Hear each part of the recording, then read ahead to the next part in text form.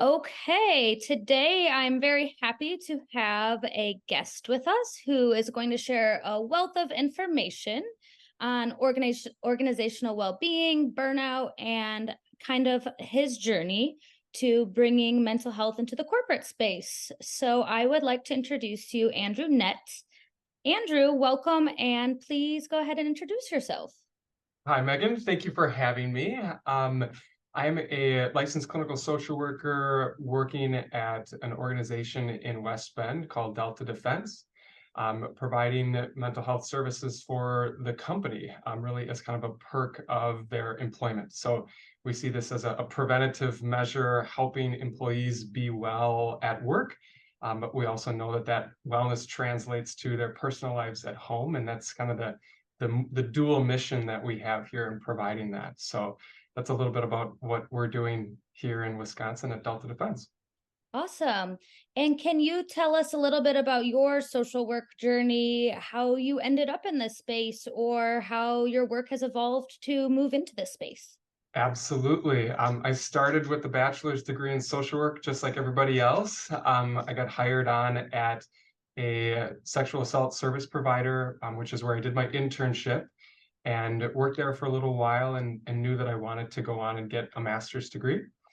Ended up getting into a part-time program, and so I was working at a psychiatric hospital on the side while I was getting my master's degree. I interned at a county mental health Department of Health and Human Services while I was doing my degree, and then when I graduated, I got hired at a private practice. Worked at the private practice for probably 4 or 5 years, got my LCSW, working with a pretty wide variety. I did not want to be a specialist. I love the variety that social work provides. And so everything from kids to adults, couples, individuals, groups, families. I ran an intensive outpatient program for a couple of those years. And then ultimately ended up getting connected with the organization just through my supervisor and it being kind of a local organization. We know some of the leadership and whatnot. And they offered a position here that was very similar to what I was doing at the clinic, but just provided a little more work-life balance and things that were interesting for me personally. So I took that as a jump or a step out of the norm. I thought I would be at private practice forever, but again, just really embracing the variety that the social work field provides to us. So, and I've been here for a little over 2 years now. Excellent. So I know that you do a lot around employee well-being. So tell me a little bit about your role. This seems kind of an interesting position that you have, and it seems that this is maybe not the typical social work role, but it's really great, I think, to see how mental health and social work services are moving into other non-traditional spaces. So can you tell me a little bit about what you're doing at Delta and how this ties into employee well-being? Absolutely. We love this service. It's a free service for all employees. There's two licensed clinical social workers here at the organization providing what we call life coaching, just to destigmatize the whole help-seeking process here. But essentially, we're providing the same individual and group coaching that we provided at the clinic locally to all of our employees. A couple different changes. Obviously, we're not billing insurance. It's during their workday, so people will literally stop what they're doing. They'll end one meeting and they'll come into our office and have a very different self-focused coaching session. And then the other thing is we do about a 30-minute appointment instead of a full hour, just so that we're able to see more of the employees. Depending if there's certain situations or if we're doing some like EMDR trauma work, obviously we can extend that. We have a lot of autonomy there, but just really trying to meet the needs of our individual employees. So free service, it's completely confidential. We follow all the same HIPAA guidelines and everything. We have a electronic health record system that we use the exact same way that we did when we were working at a private clinic.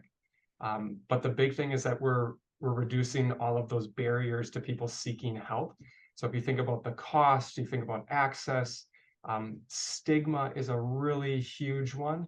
And Delta Defense has really embraced life coaching as part of its culture. And so what I mean by that is I've got an office here, and right out my doors, really the rest of the company. And there were people from all levels of the organization walk in and out of my office all day long. And so it's really become a common thing and a widely accepted thing. Um, I kind of joke about people talking about it like the anti-stigma, like, well, why aren't you going to life coaching? Which is a really cool thing to see, just how much people are or open to talking about their mental well-being. And I call that kind of the preventative approach, because in many cases we are able to catch things on a smaller scale before they get to that larger level. That's awesome. And it seems like this company obviously puts mental health as a top priority if they have staff on site. How you talked about a few things about how you are destigmatizing mental health, calling it life coaching. How do you let employees know about your services, or how do you encourage people to come, and how is that kind of embedded in the work culture? Yeah, we're huge on culture. This organization has um, consistently won best places to work in the Milwaukee area, in the Wisconsin state, and we're kind of going more national now too, just with everything going that direction. But we are injected into the fabric of this organization. Every onboarding class, so as we bring new employees in, life coaches will go in and talk to that group. So my coworker and I, the other LCSW, go in and have a conversation with the group of new hires. There might be 5, there might be 25, and we will share the wide variety of services that we provide to the organization. We explain it's 100% confidential, it's 100% free. We're here to talk about work stuff, we're here to talk about personal stuff, whatever it is going on in your life. The focus really is to be a better you. We're not trying to prove anything, we're trying to improve ourselves. And that's a strong message that we carry out throughout the whole company. So that's one way that we're kind of talking and advocating for this service. The other thing that we do publicly every morning, Monday through Friday, we have a channel in our internal network here, Slack. I'm sure many of your viewers have heard of Slack. We have a culture channel, and one of us will put a blog post in there every single day. And so Mondays is Motivational Monday, Tuesday is Toolbox Tuesday, Wednesday is Wellness Wednesday, Thursday is Thankful Thursday, and Friday is Fun Fact Friday. So each day there's something that drops in that channel for people to absorb, people to read, and really begin their day with this well-being. And then the last thing that we do in this kind of space is every Thursday we have a meeting, all staff meeting. We actually call it the oh shit meeting. And the concept of this meeting is for us to ask questions to the president or the CEO, and to get him to say oh shit. So coming up with innovative ideas or challenging him. And this has really grown to a large part of understanding the business, and there's company-wide communications and everything that happen during that meeting every week. And one of the pieces is a mental health minute. And so again, we have several minutes to get up in front of the entire company and teach a particular tool or concept or philosophy that helps us be better, to improve our well-being. So those are kind of the ways that we're really injected into the fabric of the organization. Again, because we know that being healthy and well is part of the challenge that we all face as human beings. It doesn't matter if you have a diagnosis or not. Mhm. It's really important that we're striving for that. And so it's part of our DNA. It's something that we talk about. Our leadership talks about it all the time. And I think from the top down, when that happens, it very quickly is absorbed into the normal part of being at this company. I was thinking of that top down approach because oftentimes, just from different workplaces I've worked in, maybe you get a one-time employee wellness training and then that's that. You never hear about it again. So I Mhm. love that it's a not only you have these weekly meetings, but daily they're getting this as part of their work experience, which I think changes things a lot. It just, like you said, it's just part of the fabric. It is part of the organization. Yeah, I mean, EAP, you can get a couple sessions, right? And then it's, well, where you go from there, you have to get Hmm. referred and all of that. But it's not a prescriptive, your manager is saying, hey, you have a problem, you need to go to life Yeah. coaching. It's very much a we all do this in an effort Hmm. to be better. And that's a very exciting place to be. I'm hopeful that other companies adopt this Yeah. and do this more, because I think it is so beneficial to the employees' well-being, but also there's tremendous benefit to the organization. Hmm. That's a good thing you brought up about EAP because I was wondering, how does this service differ from EAP? Or if people are not really aware of, what do people have kind of a stigma that, oh, this is EAP, I come in once and then I'm going to be referred out. How do you help? And a lot of people don't even use their EAP services, which is a big thing. So is Yeah. this able to provide services more easily? Because EAP, we know that it's a great benefit that workplaces have, but a lot of people don't use it, or there's still that stigma, or there's a lot of red tape to even access care.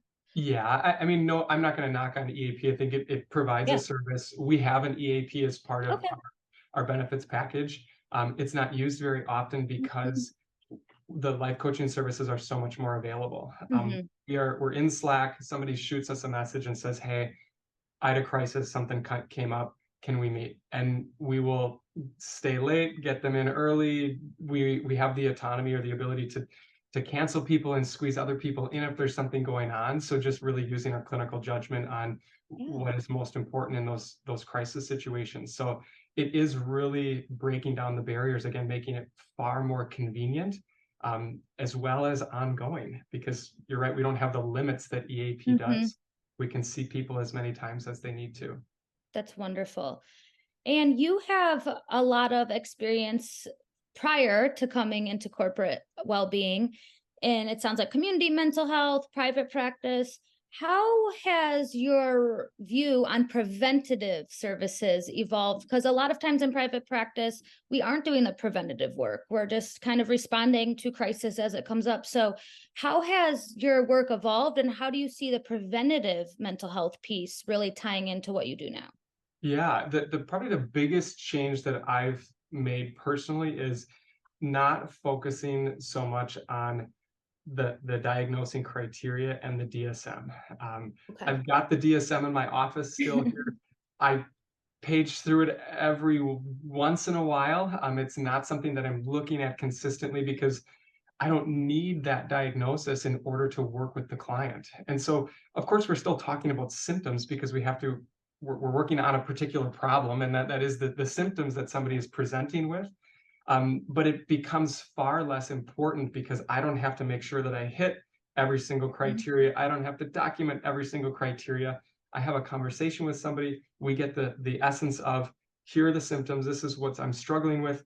Then we go right into, what is the treatment plan? What are the goals we're going to work on? Right? We still have to be solution focused here, and then we're straight away after those objectives. So I think the biggest thing is really taking a lot of the diagnosing criteria out and Mhm. parsing out those labels and whatnot, just is not a priority like it used to be. Yeah, I think that gives you a lot more freedom to be able to treat as you see fit. And really, I think that it would be very person centered, right? You're not very boxed into, okay, we're going to do these five things, and once you've made progress, okay, you're terminated. It can be an ongoing, iterative process. It sounds like. And the conversation, to your point, is, where is that person taking the conversation? If Right. if they're talking about one and two symptoms, I don't have to pull them off of that because, "Oh, I need Yeah, five in order to diagnose here, so we've got to keep going." It's yeah. okay, well, clearly that's really important to you. So let's sit there and let's chew on that for a while. And I think that's helpful. Again, to your point, I think that's a great way of putting it, Megan, is that it is more person centered. Mhm. Yeah. I have a question about kind of tying into the diagnoses. do you ever have clients that maybe they need some extra support? So maybe seeing you in addition to an outside person might be, or how do you kind of do a wraparound approach where you're providing the workplace stuff, but maybe they need a little bit more, or you maybe need to bring in, maybe refer to a psychiatrist because there is a diagnosis or medication is needed. Absolutely. We are not a one-stop shop. We can't do it all. Right.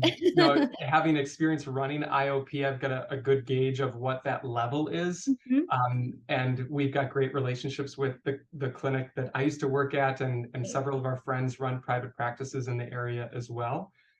We know of some psychiatrists, and so we've got referral sources for people locally. Awesome. Um, our business, the organization is national. They're in all 50 states, and so that poses a little bit more of a challenge. But working with that client as far as finding local resources is something that we coach people through all the time. Maybe starting with their primary care doctor and using that person to kind of cascade who is their network and Yeah. their referrals that they have locally. So we know that there's those various levels of care, and working in an organization, the only difference here is that all of my clients work at the same building, the Yeah. same company. When I worked at the clinic just 5 miles down the road, my clients worked at every other company throughout the whole city. And so we still see, the same levels of mental illness that we would see at any other clinic, any other hospital. It just so happens that all my people share the employer. Yeah. That's great that you are connected. So it sounds like you do a little bit of case management, a little bit of everything here. Like you do the clinical work, but also you're connecting to resources and providing resources, which is really great because a lot of, I think even having you and your coworker as a place that like, I do need extra support. I don't know what to do. You can kind of help them through that, and instead of going outside and googling and trying to figure, because that can be really hard for people to even know how to get in touch with someone, or how do I navigate this? I think that's a It's big piece too. I think it's really hard. And then you're cold calling a Yeah. clinic, talking to somebody who you don't know, and I'm sure they're very friendly, but I still don't know them, and that's awkward or weird for a lot of people. And then on top of you're already struggling with whatever distress, whatever symptoms you have. So here we're part of the organization. We're familiar at the very least. Yeah. Obviously more familiar to some than others, but we're here to help. And a lot of people will come in and walk through that. Hey, I've got an issue with my partner or my Yeah. child or something, and we're not able to treat family members just Yeah. because our caseload would double or triple very quickly. But we're able to help that referral process like you're talking about, and that's been very helpful as well. That's excellent.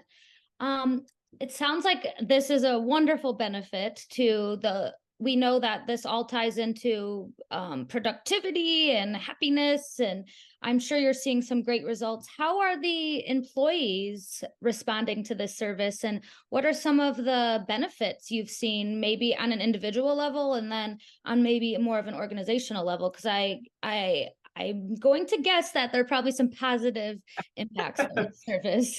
Yes, HR loves it. Recruitment, Yeah. it's such an easy service to sell. As far as this is a huge perk. Yes. You don't hear too many places that say, "Hey, if you work at our company, you have free therapy, you have free access to these services." Other people are waiting however many weeks or even months to get in, and so employees absolutely love it. It's a tremendous resource for them. From an organizational standpoint, one of my favorite things to do is actually working with parts of the business. So groups and teams that have some conflict, as all companies do, right? Delta is not perfect, I can assure you of that. And so we'll sit down and we'll kind of mediate a situation between two parts of the organization, or we've even done it between a couple people on a particular team that are clashing, and using again all of our experience in the clinical sphere, understanding each of those individuals, some of the corporate culture training that we go through here, combined all of that into a really solution focused conversation with a third party neutral person who has no skin in the game about what business decision is made, right? That's a lot of that stuff is just so far out of my lane, over my head, and so those are really fun conversations to have, and they have a tremendous impact on the effectiveness, but the efficiency of the organization, because now we're all working in the Mhm. same direction again. I think that's wonderful because I've worked in so many different settings where I'm thinking, "Oh, I wish that there was a mental health person here or someone that could," because I think that sometimes either management or I've worked in schools, administration, they just don't have maybe that same skill set that we do, or they don't see problems the same way that we do. So I think it's wonderful that they're, like you said, you have no skin in the game. You're just there to kind of problem solve and give skills and work on conflict resolution. Yeah, and we're all very subjective, right? So we can't always fix our own problems, and that outside perspective is very beneficial. But Absolutely. it's definitely one of those things that you talk to people about it, and they say, "Oh, I wish my company had that." And My wheels are spinning like, "Oh my goodness, everyone needs to have this in their seriously, company." I think it's such an incredible model, and all of the credit goes to our CEO who started this, just through his own experience and realizing how beneficial mental health services were for him. And he's very open about that. And so I'm not breaking any of his confidence here, but it's a really cool thing to see how that one experience he's brought that into the organization, and it has just proliferated through all levels, and has had an incredible ripple effect on a lot of people. That's Um, wonderful, and it's and something that I'm super excited about and passionate about, and want to make sure that other companies know that this works, know that it is fiscally beneficial for the yes, organization, and there's a philanthropic advantage to helping your employees be well. right? Happy employees are productive employees. You For want sure. people to have a place where they are excited to come to, and I Mhm. feel like if you are tackling this wellness and this mental health piece, or you just have supports there to know that if you are going through something, that's gonna be somewhere where I want to show up and come to every day. Absolutely. Okay, switching gears a little bit.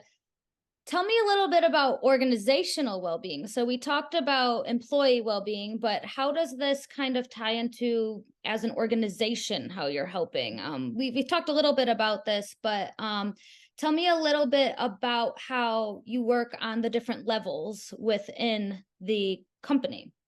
Yeah, the quote that I have here from this Harvard Business Review article talks about, 70% of people say that their manager has had more impact on their mental well-being than their therapist or their doctor. And that Good. just kind of made my eyes pop. It's like, oh my gosh, we need to be working with leadership. We need to be working with managers, directors, and executives, and so on. And so thankfully here again, this service is really normalized, and we have a lot of management leaders at all levels of the company that take the opportunity to work on themselves, in this capacity. But another thing that we do to really help the well-being of the entire organization is our culture training. So every new hire gets a day-long training, with either one of our HR leadership trainers, or one of the life coaches here. And really, we're working through some emotional intelligence tools. So Mm. we give the same toolbox, the same language to all of our new hires. And it really fits the four categories of emotional intelligence. We talk about self-awareness, we talk about self-regulation, we talk about relationship awareness, and we talk about relationship regulation. So those four categories of emotional intelligence, making sure that the person knows what's going on, they're fully aware, but then they're also having the tools, the capability to regulate and manage themselves in various situations. That's been very helpful, because now you have the baseline for understanding.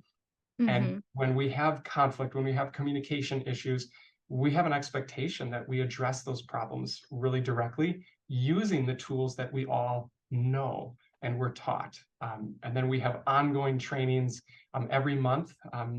One of the life coaches is providing some type of education and training in a group setting. So those topics are kind of always rotating and changing. And we do a wide variety of different topics to address some effort or some category of this emotional intelligence material. That's wonderful. What are some training topics that you have been well received, or your employees are like, I love that. I really like that Yeah. you incorporated this. The most recent one my coworker colleague here did was a training on boundaries, That's setting definitely necessary in the setting workplace. limits and boundaries, workplace, but also a lot of personal stuff came up in that one because we all have those difficult family members or people in our social networks that we struggle with at times. And so that was a really popular one most recently. We've talked about DBT, distress tolerance was another really popular one. We did a number of EMDR tools in that one as far as the tapping and the container and the peaceful place.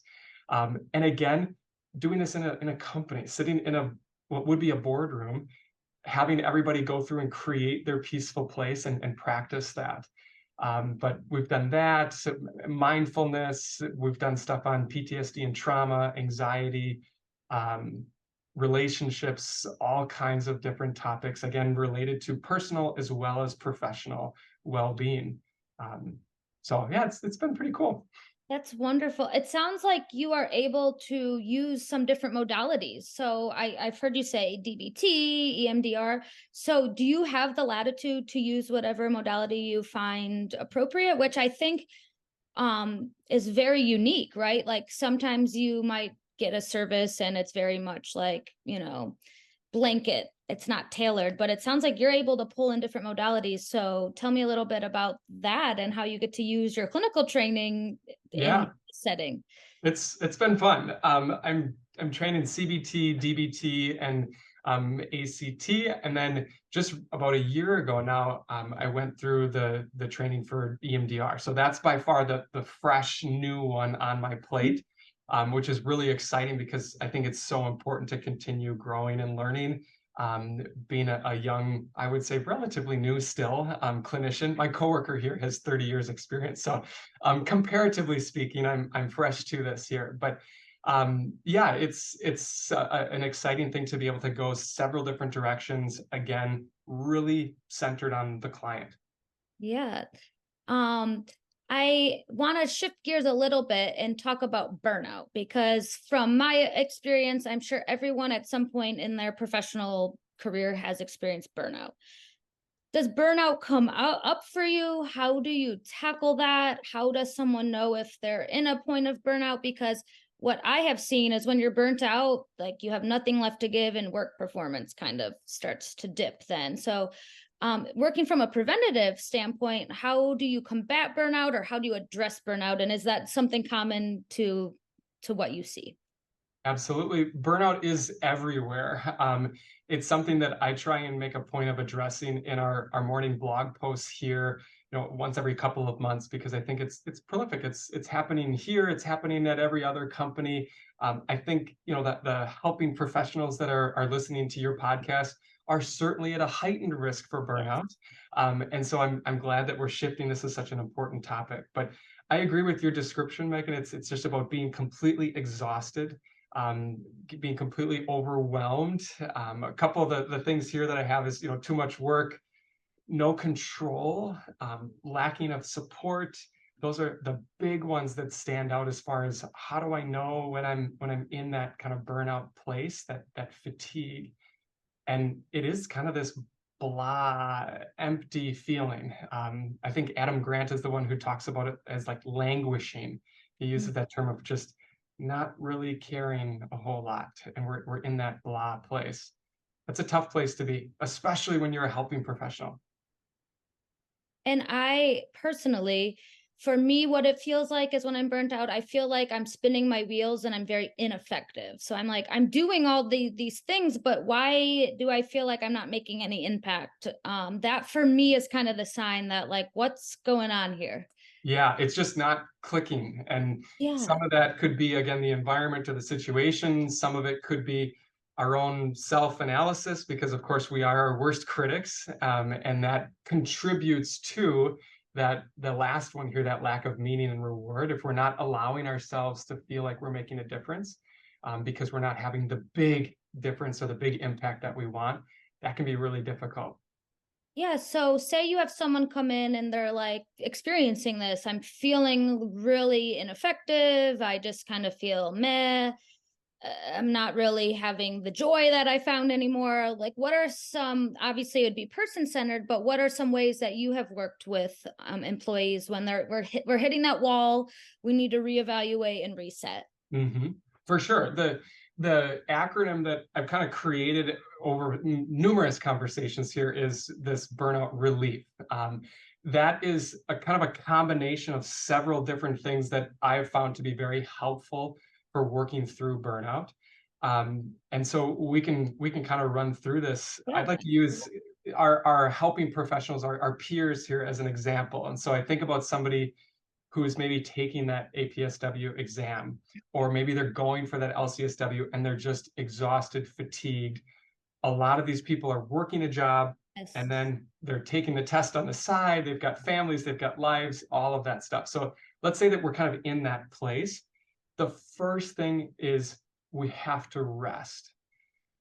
We know that sleep lowers the amygdala response. So that stress response that gets us really jittery and overwhelmed, that adrenaline cortisol reaction, sleep really helps depress that. And we know that, of course, from our EMDR and trauma training. So making sure that we're getting that physical rest is really crucial. So I always start there because I think about that's like the foundation. That, and then the other part of this is mental relaxation. We've got to make sure that we have time where we're not computing, we're not processing, because like our computers, we need time to kind of shut our brain down and just let it veg and sit. Not scrolling, not watching TV, because you're still keeping it running in some capacity, that kind of passive or dissociative activities, but really just sitting, reading, looking out the window and observing what you see. That rest is really crucial to start with. And then next we go into this energy. We know that we need enthusiasm, we need excitement. And so I would say, what activities bring that back for you? Because when you're burned out, you're tapped out. There's no energy there. It's exhausting. So what do you like to do as a social worker, but as a person outside of Yeah. that? Are you a runner? Are you a reader? Do you volunteer? What excites you? What sports or things do you like to do? So just getting back into those activities that bring that energy and enthusiasm back to you. Next, we have learning, and this is outside of your social work learning, of course. We need to diversify. That's going to help us, making sure that we're practicing a new skill. I always enjoy anything that makes me feel like a complete novice, that keeps us humble and working really hard. So trying to again find something that you're not good at. For me, that's playing a musical instrument. Terrible Not at my it, no forte. good, right? But when you do that, it's one of those things that requires a lot of concentration, a lot of effort, and it pulls you out of and away from all the stress that you have looping in the social work prep part of your life. Next, and I'm curious on your thoughts on this one, Megan. Identity. We have to separate our identity from our work, or in this case, from being a student. Yeah. I think in our field, we really attach, oh, I am a social worker, I am a therapist, and that puts us at a disadvantage. I talk about this a lot when a lot of people maybe say they're taking the exam and they're not successful the first time and they feel like a failure. And I said, this is one part of your life. It's not your whole life. It's a test. It's one thing in your life. And then I also tell people, what else are you?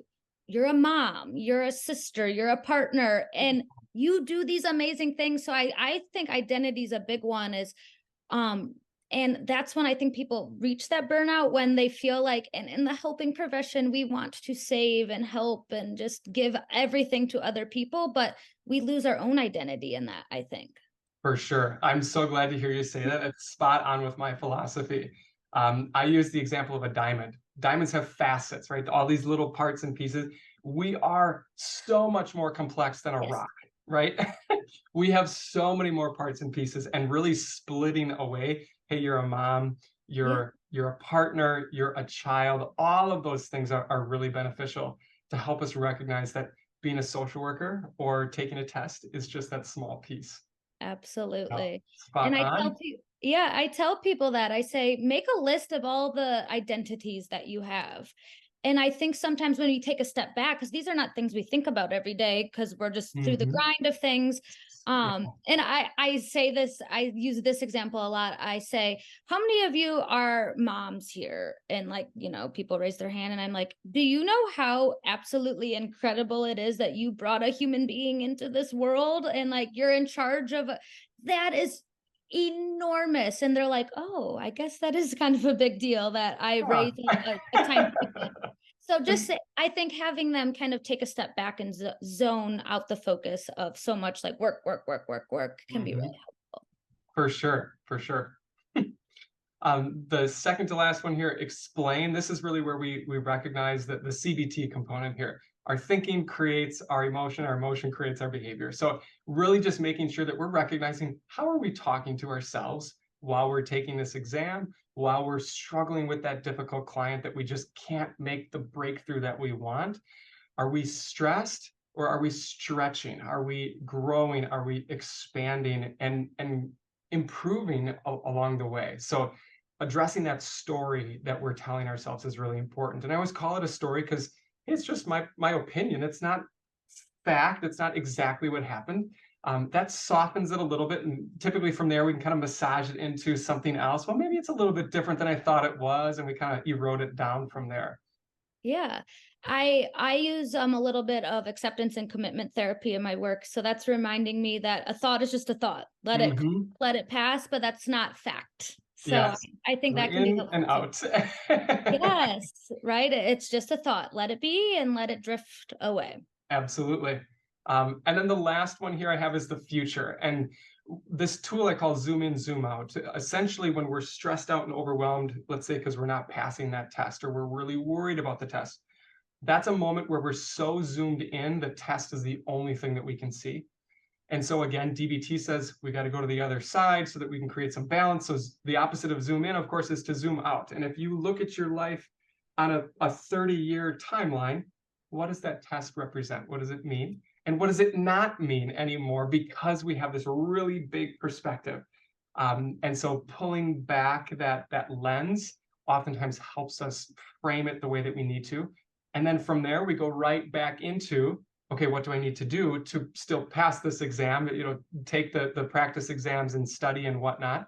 But it brings that stress level down a little bit so that we're back in that kind of logic part of our brain and able to process and address or do what we need to do. I love this little framework that you have put together, and it reminds me a lot of the dimensions of self-care. It's not just take a bubble bath and you know treat yourself. It's so many different things. So here you have the physical component, you have the mental component, you have the occupational component. And I think that a lot of times we don't see well-being as being different aspects, and you have to kind of have a good footing on all of them. So some people will say, I'm fine, but I'm just totally not sleeping. And I'm like, well, there's your problem right there. Like our body needs that. Or I've fallen into this trap. We're busy, busy, busy. We're just eating whatever on the go. Like diet has a big impact too. Are you healthy? Are you taking care of yourself? Do you see a lot of burnout tied to physical health? So people may be running their immune systems down and then we get sick because we're just go, go, go, go, go. Do you see that tying in at all? Oh yeah, I think this is this compound effect. And that's probably the physical component is one thing that I agree is missing from this because it's diet and it's exercise. I think if we're sitting all day long, part of that rest might actually be to exercise, to get up Yeah, and get up and take a walk. physically move. Yeah. Absolutely. So I love this. I hope that you all will think about this, screenshot this so you can see these different things. I definitely want to incorporate some of these different burnout tips. How did you come up with this framework? This is just a creative combination of different conversations I've had with Yeah. with my clients. I've got several tabs open on my computer, and one of those tabs is always my list of tools. And so I'm kind of trying to create and develop new material, because my hope here is that I'm able to kind of have a collection of things that could be useful for people over a number of years. And so as I would have a conversation with one client about burnout, I'd say, hey, well, that kind of fits in one of these categories, or I'm missing that category, shoot, and I go and add it. And then through that, just kind of melting it into an acronym that makes a lot of sense. Of course, obviously I love DBT. So the acronyms Mm-hmm. are easy, because if you can't remember it, you can't use it. And so being able to have that acronym, my brain is kind of visual. And so it's like, okay, relief. I know what that R stands for, rest. How am I resting? And you kind of work through it that way. So I've got a Yeah. number of different tools just really based on acronyms for that reason. Yeah, and I could see people even making their own little visuals, right? Like a little like Hmm. rest or energies, because I know people learn in different ways. So I Yeah. I love that you made it easy to remember, because like you said, a tool is only as good as the tool if you it's just a tool if you don't utilize it appropriately. So you got to remember how to use the skills. Yeah, and it is one of those things that brings us back to, we're all human beings. We're all struggling with different things, and it does require work. There's no simple way around it. And so it's really important that all of your listeners know that we've all been in your shoes before, struggling to take that exam, or struggling with our marriages, our families, whatever else it might be, workplaces, and we've got to work really hard through those things, and we can do that. And we can use our own tools to get there. Yeah. So one last question I want to ask before we wrap up. So if someone's interested in getting into this space, or they're like, I want to maybe work more on like the macro meso, it sounds like you do all of the different things. How can someone maybe learn more about organizational wellness or corporate wellness?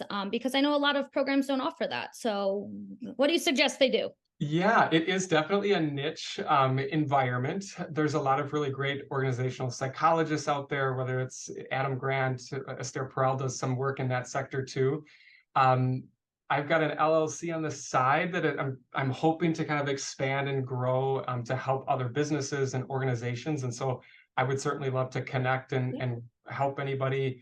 I've had phenomenal mentors in my life, and so that is a passion of mine, is really helping anybody who's in our field and looking for that, because I've had some incredible women help me learn and grow throughout my career so far. So certainly they can shoot me a message, and I'm happy to help in that way. But I think that there's a lot of great material out there, podcasts and books and things. Incredible people on LinkedIn sharing things all the time. The Emotional Intelligence 2.0, Travis Bradbury, and Love that book. number of different people out there that we can follow and absorb that material from. Yeah, and I can share your contact information, and we can probably share some of those different resources that you said, the emotional intelligence, and I will share your website. And I will just encourage anyone that's out there that's interested in this, don't be afraid to reach out to people. People want to Mhm. help and want to connect. So if you're interested, like, don't be shy. There's people out there that we need more of this out there. So I'm sure people Absolutely. are willing to help. Yes, definitely. Awesome. Well, thank you, Andrew. It was a pleasure to learn a little bit more about what you do in the space, and we really appreciate your expertise. Absolutely, Megan. Thanks for having me. Thank you. I hope you enjoyed the Social Work CE from Agents of Change. Want to earn your CE credits for this course? Visit agentsofchangetraining.com or the link in the description to purchase the course and take the post-test. If you're looking for more CEs, check out our unlimited plan. You'll get unlimited access to 150 plus ASWB approved continuing education courses for one low annual fee. We're always adding new courses and bringing on new experts. Did I mention we also have 5 free CEU credits available too? Check it out at agentsofchangetraining.com.